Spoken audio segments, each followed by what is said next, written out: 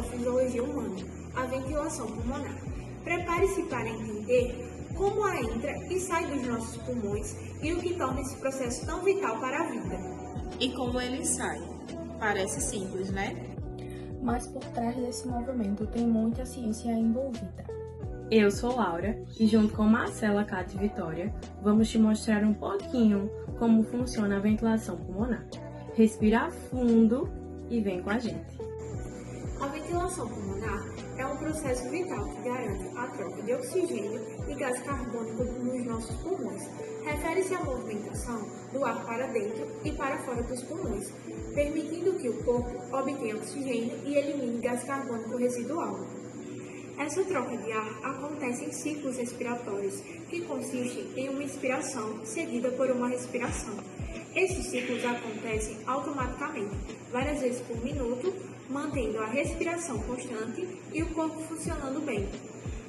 A nossa respiração acontece de forma tão natural que muitas vezes nem percebemos o quão inteligente e bem coordenado é esse processo. Tudo começa com uma regra simples. O ar sempre se move de onde há mais pressão para onde há menos. Resumindo, para o ar entrar, é preciso diminuir a pressão dentro dos pulmões. Para ele sair, é preciso aumentá-lo. Esse vai e vem, esse equilíbrio entre pressão e volume, é o que faz a respiração funcionar, sem que a gente precise pensar. Mas não é só o movimento do ar que importa na respiração. É essencial entender como os gases se comportam dentro dos pulmões.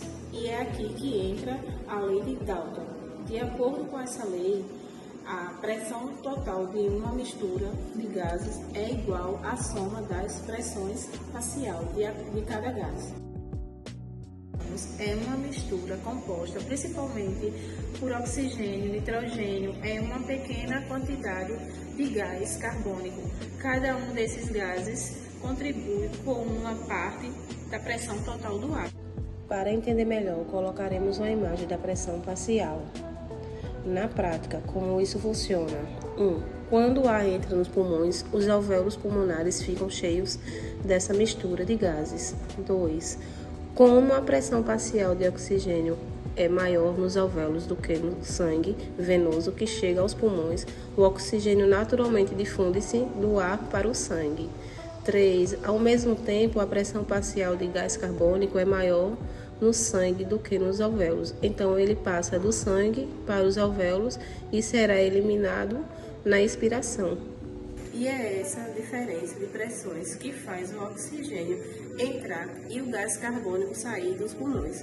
Tudo acontece de forma automática, guiado pelo equilíbrio entre o que está dentro e fora do nosso corpo. E é aí que entra a lei de Boyle. A lei de Boyle explica que pressão e volume de um gás variam de forma inversa.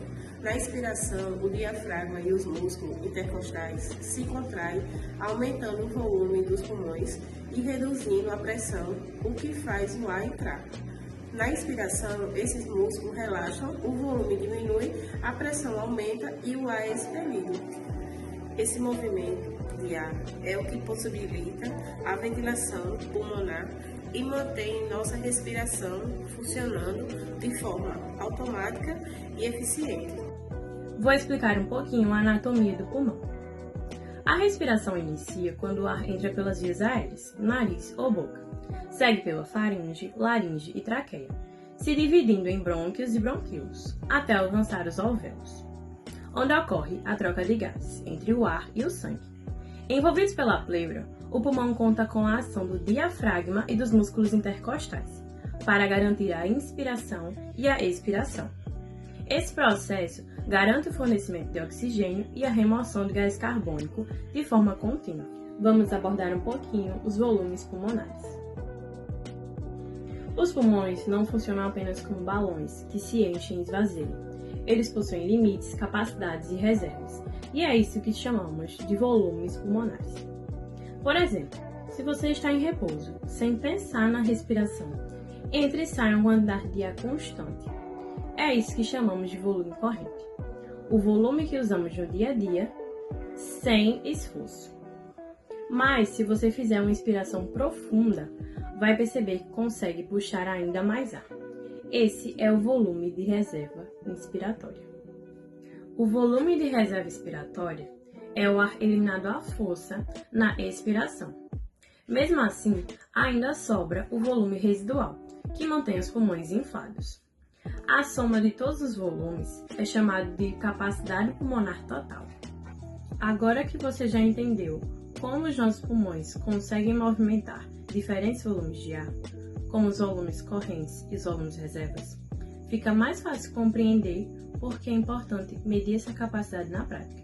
E aí entra a espirometria, um exame simples que nos mostra exatamente como os seus pulmões estão funcionando e medindo, e o quanto de ar você consegue inspirar e expirar, e com que força isso acontece. Bom, já que falamos um pouco, já que compreendemos um pouco sobre esses diferentes volumes de ar que os pulmões conseguem movimentar, é importante também a gente saber sobre as diferenças, as formas diferentes que formam, aí a tão chamada capacidades pulmonares. Para entendermos melhor sobre essas capacidades pulmonares, resolvi deixar uma imagem explicando cada uma delas. As capacidades pulmonares, elas são a soma de 2 ou mais volumes. Sendo assim, a capacidade expiratória igual a VC mais VRI, capacidade vital igual a VC mais VRI mais VRE, capacidade residual funcional igual a VRE mais VR e a capacidade pulmonar total, que é igual a VC mais VRI mais VRE mais VR. Então, agora que já entendemos, o básico sobre a respiração, vamos dar um passo além e ver como a ventilação pulmonar realmente funciona. Então, a ventilação pulmonar é o processo de entrada, que é a inspiração, e a saída, que é a expiração de ar dos pulmões, que ocorre devido à diferença de pressão entre o ar interior pulmonar. Músculos como o diafragma, escalenos e estenocleimastódio movimentam o tórax, alterando a pressão interna e permitindo a entrada de oxigênio e a saída de gás carbônico.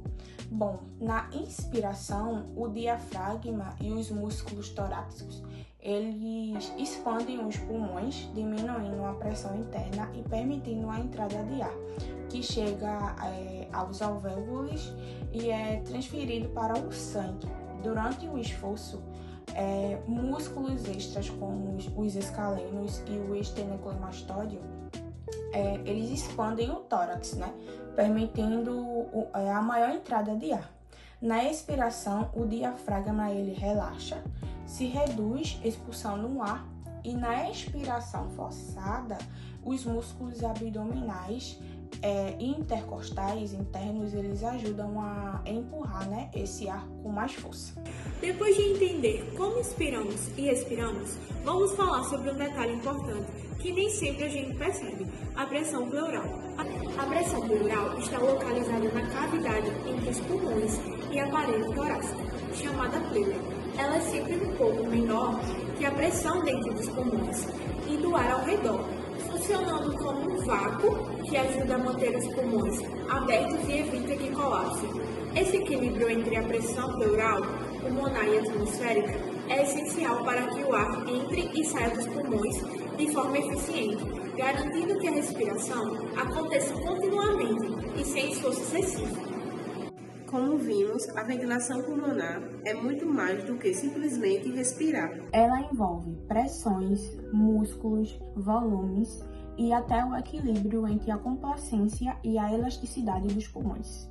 Entender tudo isso ajuda a perceber como o corpo trabalha de forma precisa para manter a respiração funcionando a cada segundo. Mais do que termos técnicos, o importante é reconhecer o quanto esse processo é essencial para a vida e para a nossa saúde.